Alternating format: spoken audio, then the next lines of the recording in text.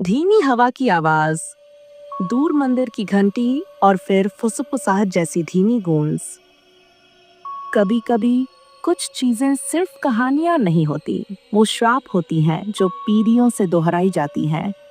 कहते हैं हर गांव में एक पेड़ ऐसा होता है जो दिन में छांव देता है और रात में किसी की सांस लेता है। उसकी जड़ों के नीचे दबा है एक ताबीज जिसका लाल पत्थर अब भी धड़कता है जैसे जिंदा हो। लोग मानते हैं जो इसे देख ले उसके लिए समय ठहर जाता है और जो इसे छू ले उसकी किस्मत मिट जाती है। आज मैं आपको एक ऐसी ही लड़की की कहानी सुनाने जा रही हूँ जिसने अपने दादाजी के साथ उस रहस्य के दरवाजे को खोला जहाँ से अमरता की कीमत शुरू होती है और रूह का सफर खत्म।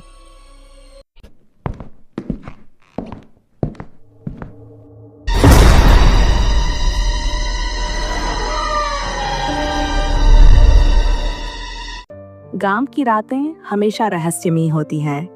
पेड़ों के बीच बहती हवा जैसे कोई अनकही कहानी सुनाती हो, लेकिन उस बार कुछ अलग था। मेरा नाम रिया है, उम्र 20 साल। कॉलेज से छुट्टी लेकर मैं अपने गांव आई थी, अपने दादाजी के पास। मुझे लगा था कुछ दिन सुकून के मिलेंगे बचपन की यादों के बीच, पर मुझे नहीं पता था कि ये छुट्टी मेरी जिंदगी बदलने वाली है।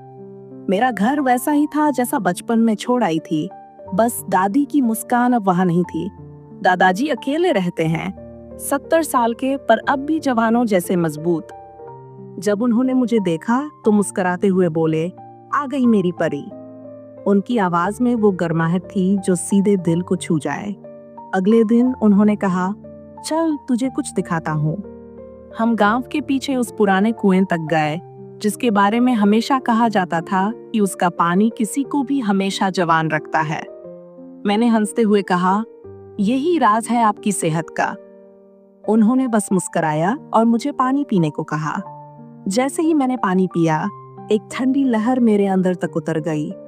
मुझे लगा मानो मेरे भीतर कुछ जाग गया हो। रात को दादाजी ने मुझे राजा रानी की कहानी सुनाई। तुम्हें ये कहानी सुनानी है जो हमारे पुरखों ने बताई थी? हाँ, मुझे सुनना पसंद है। आगे क्या हुआ? लेकिन बीच बीच में वो रुककर मुझे अजीब नजरों से देखते रहे। कभी कहते, बेटी, ये पुरानी बातें यार है, ये हम। हाँ दादाजी, वो दिन कितने अच्छे थे। तेरी दादी तेरे जैसी ही थी, रहस्यमयी और चमकदार। मुझे लगा वो उनकी याद में खो गए हैं, पर उनकी आंखों में कुछ और चमक थी, जैसे कोई राज छिपा हो। कुछ दिन बाद वो मुझे गांव के किनारे पुराने खंडहर में ले गए। वो जगह सूनी थी, लेकिन दीवारों पर बने चित्र किसी इतिहास का हिस्सा लगते थे। राजा, रानी और बीच में एक लाल पत्थर चमकता हुआ। दादाजी बोले, ये जगह हमारे खानदान से जुड़ी है रिया। उनकी आवाज में कंपन था, जैसे दिल के बहुत करीब की बात हो। गांव में लोग कहते थे, दादाजी कभी बूढ़े नहीं होंगे। शायद वो मजाक समझता था, पर अब लगने लगा कि इस बात में कुछ सच्चाई है। हर दिन वो मुझे नई जगह ले जाते, कभी नदी, कभी मंदिर, कभी वो कुआं। और अब मुझे लगने लगा था कि इन सब जगहों का आपस में कोई गुप्त रिश्ता है। फिर आया 10वां दिन। रात को उन्होंने कहा, चल आज तुझे असली बात बतानी है। वो मुझे घर के पीछे वाले आंगन में ले गए, जहां वो पुराना बरगद का पेड़ था जिसकी जड़ें जैसे धरती के रहस्यों को निगल चुकी थी। उन्होंने एक पुराना संदूक उठाया। संदूक खोला, अंदर एक काला कपड़ा था और उसके नीचे एक ताबीज जिसमें जरा लाल पत्थर धड़क रहा था जैसे जिंदा हो। दादाजी बोले, ये हमारे अबोल का सबसे बड़ा रहता है। जो इसे पहला है उसके लिए समय पड़ ही जाता है। रिया, ये हमारे खानदान का सबसे बड़ा रहस्य है। जो इसे पहनता है उसके लिए समय रुक जाता है। मेरे भीतर सन्नाटा फैल गया। अब सब समझ में आने लगा।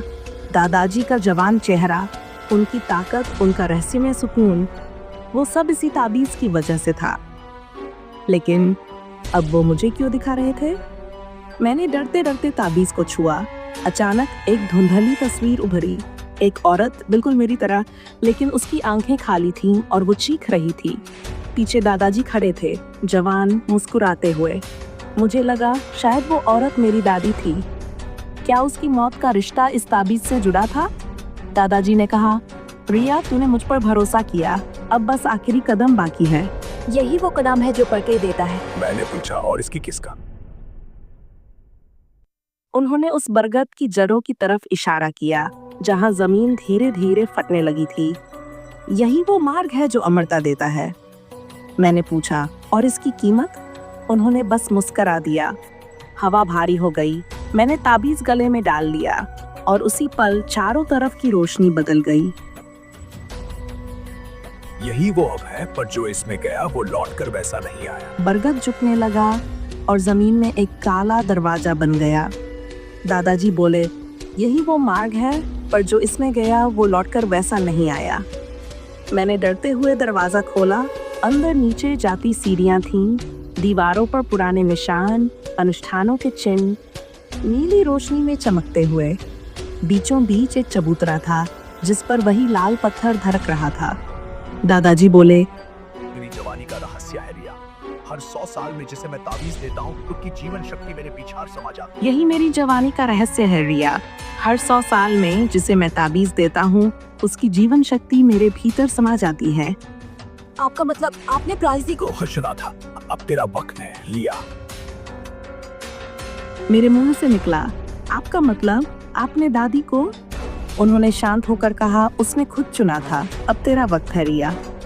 हवा चीखने लगी, अंधेरा फैल गया और तभी मुझे एहसास हुआ वो मेरी रूह खींच रहे हैं।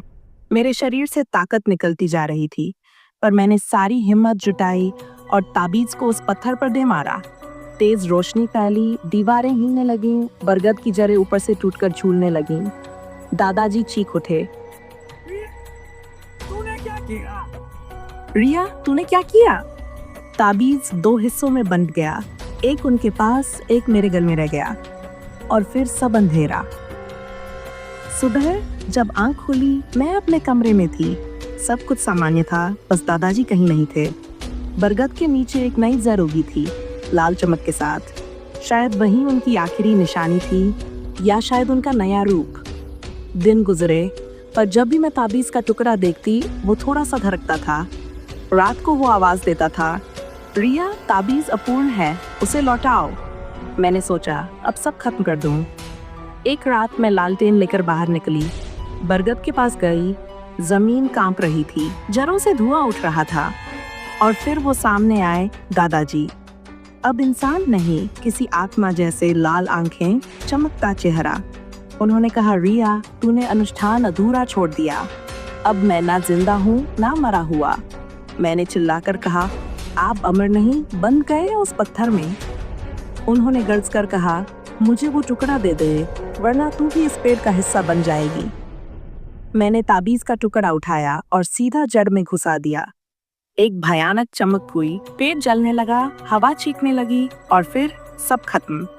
सुबह गांव वालों ने देखा, बरगद की जगह एक छोटा पौधा था और उसके पास मैं पड़ी थी, बेहोश लेकिन जिंदा। गले में अब कोई ताबीज नहीं था, बस बालों में लाल धूल।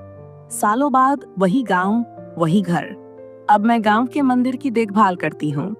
बरगद का वो पौधा फिर पेड़ बन गया है, पर उसकी जड़ें सफेद हैं, लाल नहीं। लोग कहते हैं अब वो बरगद पवित्र है।